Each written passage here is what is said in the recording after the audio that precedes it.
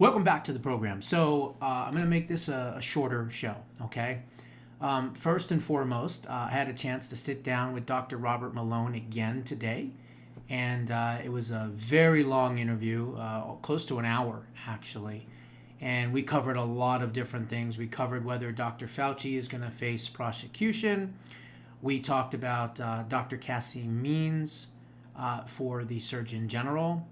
We talked about fifth generation warfare and a lot of different things. We really touched on a lot of different things. So I'm going to drop that for tomorrow morning. All right. So you'll be able to see that around 8:30, 9 o'clock tomorrow morning. So you'll have a ton of time to check that out. But for tonight, I want to talk about the decision that the Supreme Court made today. And they did a second temporary block on President Trump being able to deport these TDA gangsters and drug cartel members and who knows what else, these bad hombres, as he likes to call them, out of the country temporarily. They blocked it 7-2. Now that is surprising. This was not a 5-4, 6-3. This was a 7-2. Alito and Thomas are the only two that actually dissented. Now, that doesn't necessarily say that Gorsuch is turning into a liberal. I wouldn't go that route at all. But what it means is they feel as though that this is a violation of due process. Now, again, the only due process rights these illegal gangsters have is here's your ticket, here's your court date, see you later, get your ass on the plane, you're out of here. That's what due process is for illegal aliens, okay? They don't get to go to court. They don't get to fight back. They're illegal aliens. So there is a very limited scope on how much, quote unquote, due process rights they actually have. So what does this mean? Well, I'm going to cut to the chase. I would say at this point, President Trump has probably three options.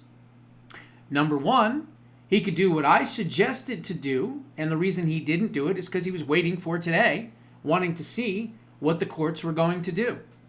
But he ought to know that these courts are definitely big fans of open borders. All the courts, for the most part.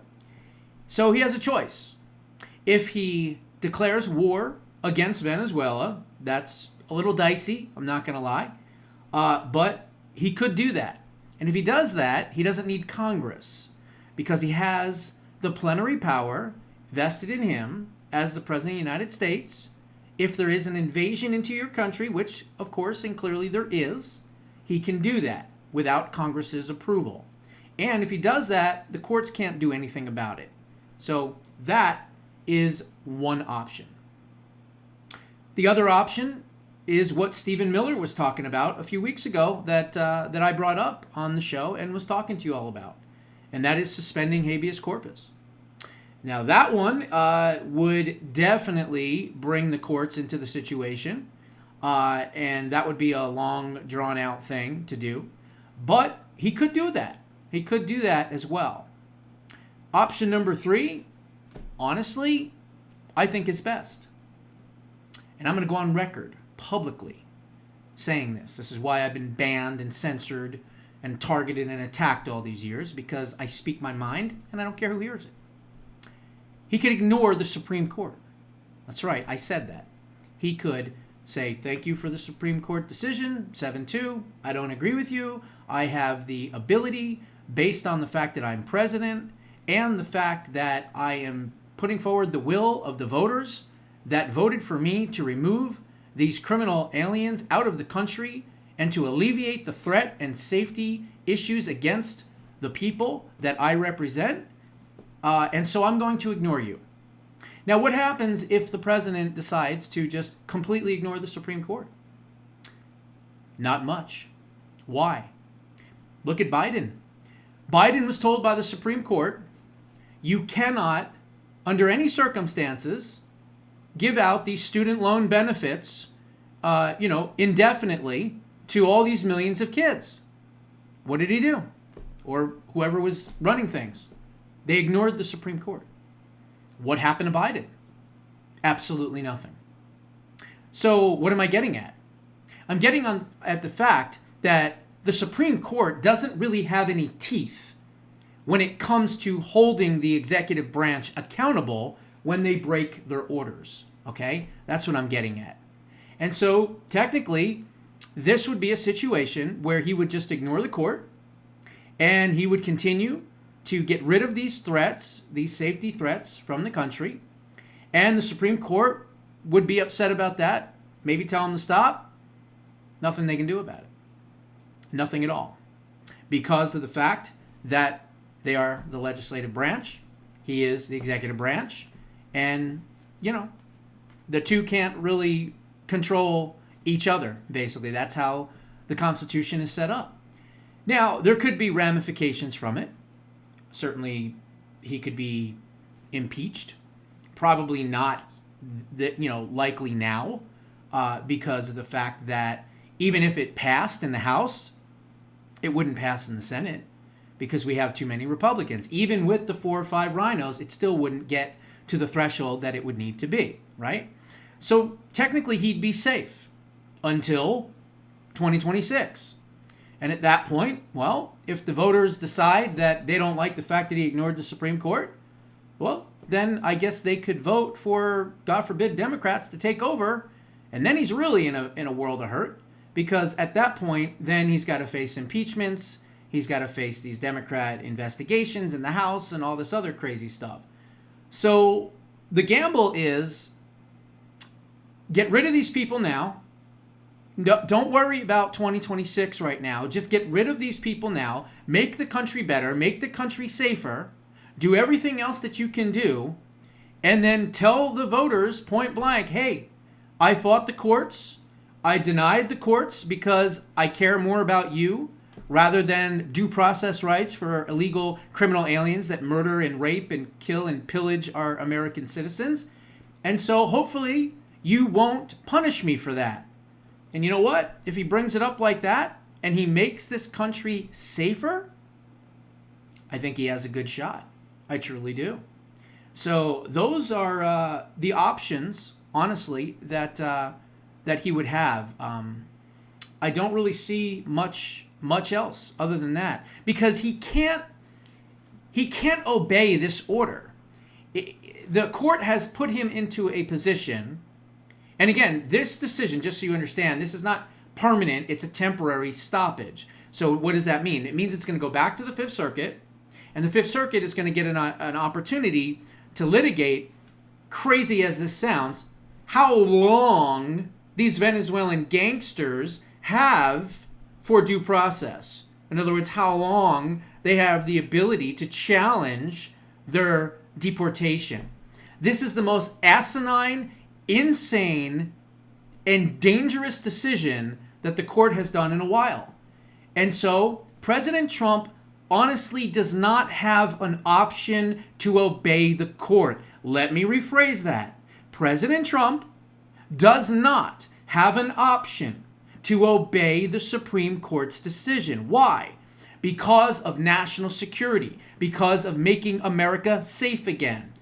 He's not rounding up non-criminals, that people are, that been here 30, 40 years and they've had a parking ticket and he's deporting them. No, he's not doing that. They are specifically going after the bad hombres, as he likes to call them. Okay?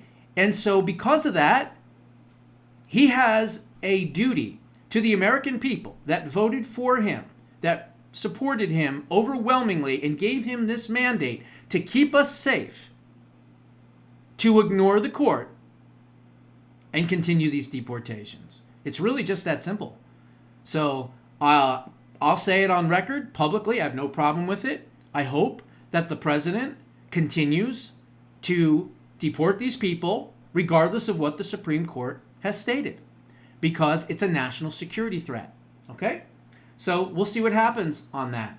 There are options available for him. Are they controversial? Absolutely. But there are options. And hey, as long as there's options, we have an option to use those options. And that's exactly what he should do. Real quick, just before I end this show, James Comey is now basically in custody, for all intents and purposes, of the Secret Service in D.C., and they are interrogating him probably right now, even tonight, and who knows how long. There hasn't been any word yet whether he's going to be, I guess, formally arrested, but there's a lot of people talking about the fact that after they conduct this interview with the Secret Service, he's now then going to have to sit down with the FBI and DHS. And I think from those three agencies, they're going to get together and they're going to make a recommendation. And that recommendation is going to go to the Department of Justice. And what that recommendation will be, I'm not sure, but I would say at this point it's very likely that he is arrested and he is indicted, and possibly on incitement to violence, which is something that I have talked about. But look, I don't know. I'm not inside the White House or anything like that. I'm not at the Department of Justice. I'm just basing it on what I'm hearing, what I'm reading, and what I'm seeing. I could be wrong, but again, we'll have to find out pretty soon. So that was that. The Robert Hur tapes, some of them, not all of them, have come out, and it's an absolute disaster. A disaster. He's asking them normal questions, and the guy thinks it happened, years ago when it happened, a couple of weeks ago. He's clearly confused the whole time. You can understand why they didn't want the public to see these tapes. So that's going on. And the congresswoman who body slammed an ICE agent, is now being arrested. And I believe, has she been indicted yet, or is she just under arrest? I think she's just under arrest right now. Let me see if I can find any more information on that. Let's see real quick. Is she? I think she is. Let's see. Whoops. There it is. It's down here. Wow.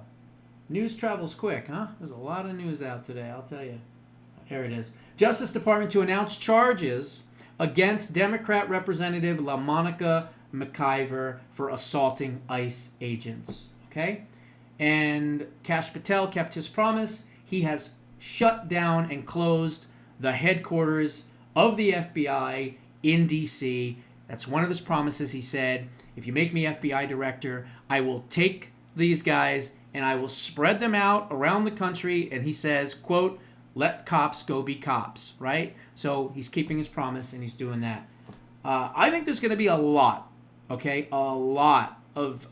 indictments and arrests upcoming, okay? And the reason that I say that is because if you had a chance to listen to Tucker Carlson's interview with Ed Martin, I'll give you a timestamp. I don't have it with me right now, or I would show you.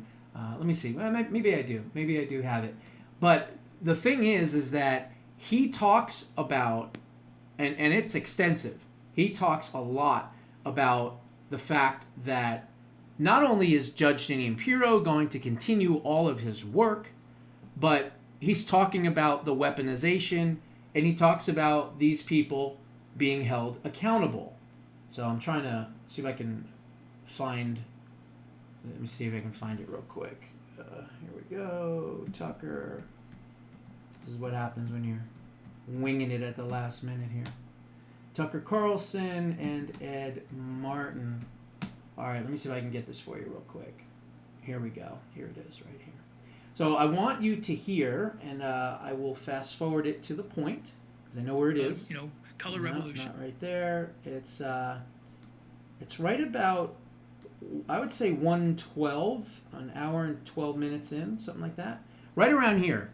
So listen to what he says. I'm not going to play the whole thing, but I think it's pretty interesting. They knew what they were doing for the look. I mean, again, it's information. It was an information. Whatever it is, it became a piece of information or a play over information that we haven't gotten to the bottom of. And but everyone's sort of like, yeah, whatever. The pipe bombs outside the party. It's whatever. We've got more important things to worry about. Really? Yeah. We'll get there. Will we ever know what happened in the 2020 election? The numbers were weird, I thought. Well, not just the numbers, everything about of character. characteristics of all of the election. And then there was the admissions that the election was fortified. It was intentionally planned to do that in such a way to get results that looked off. Now, does that mean they cheated? We don't have that smoking gun, but we certainly have over and over and over again aspects of things that didn't look right, and we've never had the answers on it. So yes, we will get to the bottom of it. Again, this is the point about the about information. You cannot move ahead if you don't actually know what happened. And clearly, the mainstream media and the elites told us you have to shut up. I want to pause it there, because what have I been saying since the beginning of Trump's third term here, basically? I've been saying what? The first thing he needs to do, sign an executive order for more DEI, right? Department of Election Integrity. Open that thing up and do what? Start going through the low-hanging fruit, go through the House races in California that they stole at the last minute. Next, go through and find the 4 or 5 Senate races that they stole away from us, okay, in 2024. And then from there, go back to 2022 and go through and find out what happened with, of course, what's his name? Dr. Oz's stolen seat.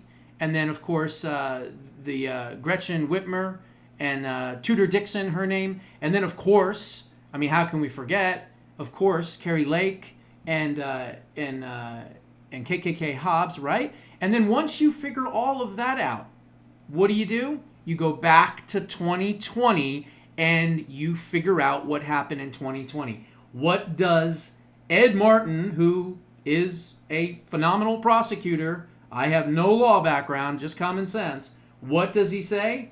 We have to go back to find out what happened. World War II started, there were bombs placed somewhere, right?